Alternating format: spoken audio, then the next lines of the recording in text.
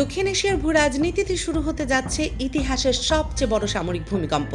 এতদিন যে আকাশসীমাকে নিজেদের একচ্ছত্র রাজত্ব বলে দাবি করে আসছিল নয়াদিল্লি, সেই আকাশে এবার ঘনীভূত হতে যাচ্ছে এক চরম অশনি সংকেত। কারণ ভারতের পর এবার পাকিস্তানের মাটিতে ঝাঁকে ঝাঁকে পঞ্চম প্রজন্মের অত্যাধুনিক ফাইটার জেট নামাতে যাচ্ছে শি জিনপিং প্রশাসন।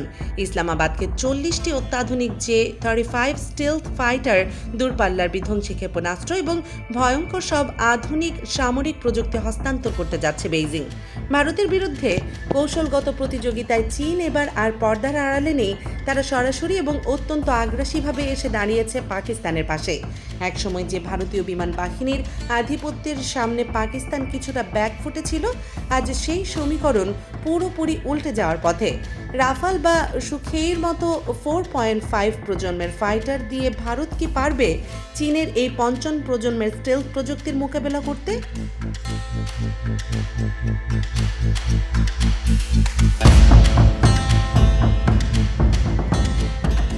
সাউথ ব্লক আর ভারতীয় প্রতিরক্ষা মন্ত্রণালয় কেন এই মুহূর্তে রীতিমতো ঘামের বন্যা বয়ে যাচ্ছে? দক্ষিণ এশিয়ার আকাশ যুদ্ধে কে হতে যাচ্ছে ভবিষ্যতের আসল গেম চেঞ্জার? বিশ্বের সামরিক মানচিত্রে এখন সবচেয়ে বড় আলোচনার বিষয় হলো চীনের তৈরি J-35 স্টেলথ ফাইটার।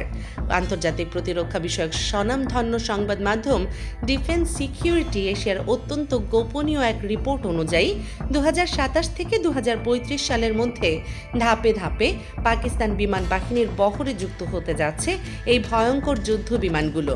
চীনের কাছ থেকে প্রায় 40টি পঞ্চম প্রজন্মের এই স্টেলথ ফাইটার সংগ্রহের প্রক্রিয়ায় ইতিমধ্যেই অনেক দূর এগিয়ে গেছে ইসলামাবাদ।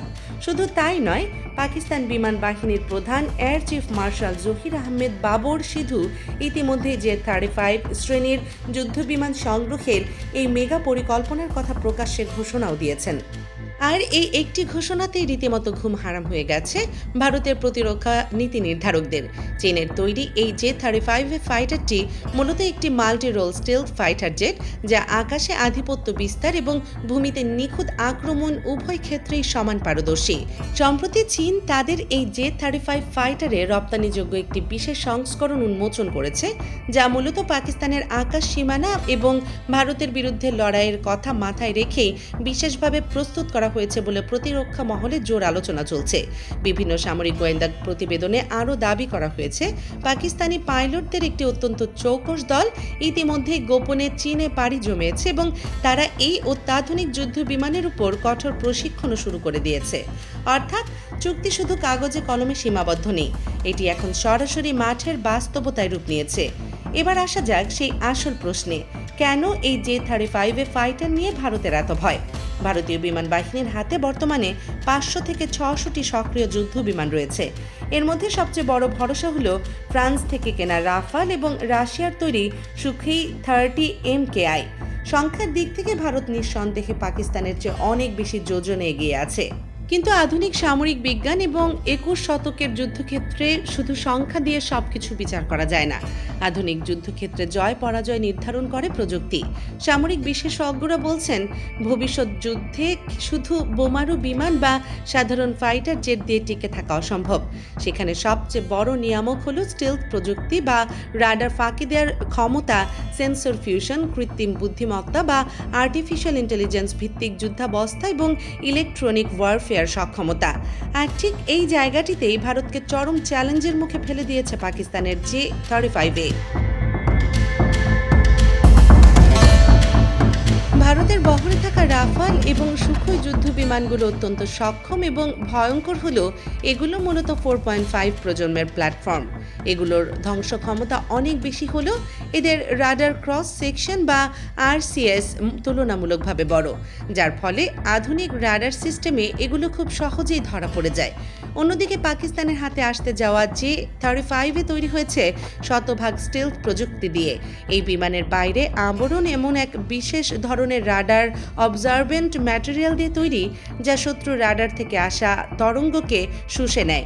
ফলে ভারতের অত্যাধুনিক রাডার সিস্টেম, এমনকি S-400 এর মতো ভয়ঙ্কর এয়ার ডিফেন্স সিস্টেমের পক্ষেও এই বিমানকে আগে ভাগে শনাক্ত করা প্রায় অসম্ভব একটি ব্যাপার হয়ে দাঁড়াবে। যে কোনো আকাশ যুদ্ধে একটি অলিখিত নিয়ম রয়েছে, first look, first shot first কিল, অর্থাৎ যে আগে শত্রুকে দেখতে পাবে সে আগে গুলি করবে এবং সেই শত্রুকে ধ্বংস করবে। J-35 ফাইটারের পঞ্চম প্রজন্মের সেন্সর ফিউশন এবং ইলেকট্রনিক ওয়ারফেয়ার সিস্টেম পাকিস্তানি পাইলটদের সেই ফার্স্ট লুকের সুবিধা এনে দেবে। রাফাল বা সুখের রাডারে ধরা পড়ার অনেক আগেই J-35 তার টার্গেট লক করে দূরপাল্লার বিধ্বংসী ক্ষেপণাস্ত্র ছুড়ে দিয়ে নিজের ঘাঁটিতে ফিরে যেতে সক্ষম। এই স্টিলথ প্রযুক্তি নির্ধারণ করে দেবে প্রথম আঘাতে কে কতটা এগিয়ে থাকবে। ভারতের অনেক শীর্ষস্থানীয় প্রতিরক্ষা বিশ্লেষক এবং অবসরপ্রাপ্ত সামরিক কর্মকর্তারা ইতিমধ্যেই সতর্ক বার্তা দিয়েছেন। তাদের মতে পাকিস্তানের হাতে যদি মাত্র 2 থেকে 3টি J-35 স্কোয়াড্রনও যুক্ত হয়, তবে ভারতকে তাদের পুরো আকাশ প্রতিরক্ষা কৌশলে এক বিশাল এবং আমূল পরিবর্তন আনতে হবে। কারণ এতদিন ভারতের সামরিক কৌশল বা কোল্ড স্টার্ট ডকট্রিন দাঁড়িয়েছিল আকাশ সীমানায় তাদের একচ্ছত্র আধিপত্যের উপর। ভারত সবসময় জানত যে যুদ্ধের ময়দানে পাকিস্তান বিমান বাহিনী তাদের রাফাল বা সুখের সামনে খুব বেশিক্ষণ টিকতে পারবে না। কিন্তু পঞ্চম প্রজন্মের ফাইটারদের হাতে পাওয়ার পর পাকিস্তান এখন আর শুধু আত্মরক্ষার কথা ভাববে না, তারা ভারতের আকাশ সীমানায় ঢুকে সরাসরি আক্রমণ চালানোর সক্ষমতা অর্জন করবে।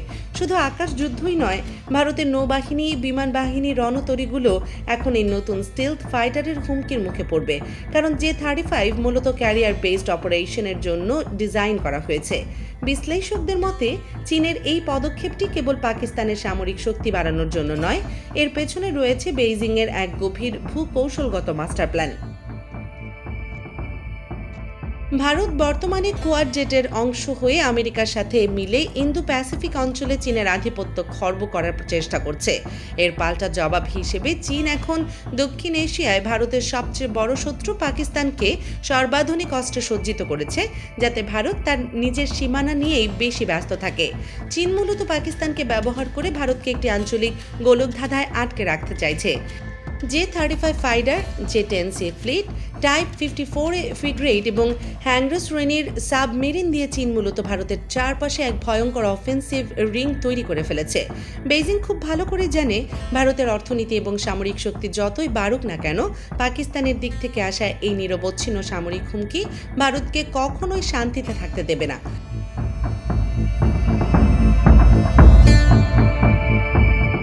দর্শক, পাকিস্তানের হাতে চীনের তৈরি পঞ্চম প্রজন্মের J-35 ফাইটার যুক্ত হওয়ায় এই রুদ্ধশ্বাস খবরটিকে আপনি কিভাবে দেখছেন?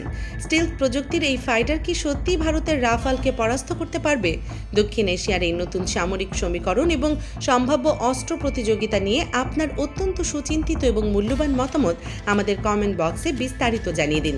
ভিডিওটি ভালো লাগলে একটি লাইক দিন এবং আন্তর্জাতিক রাজনীতি, ভূকৌশলগত বিশ্লেষণ ও সামরিক খবরাখবরের এমন সব এক্সক্লুসিভ মেগা ডকুমেন্টারি সবার আগে পেতে দেশ নিউজ 24 চ্যানেলটি এখনই সাবস্ক্রাইব করে বেল আইকনটি বাজিয়ে রাখুন। সত্যের পক্ষে থাকুন, আমাদের সাথেই থাকুন। আল্লাহ হাফেজ।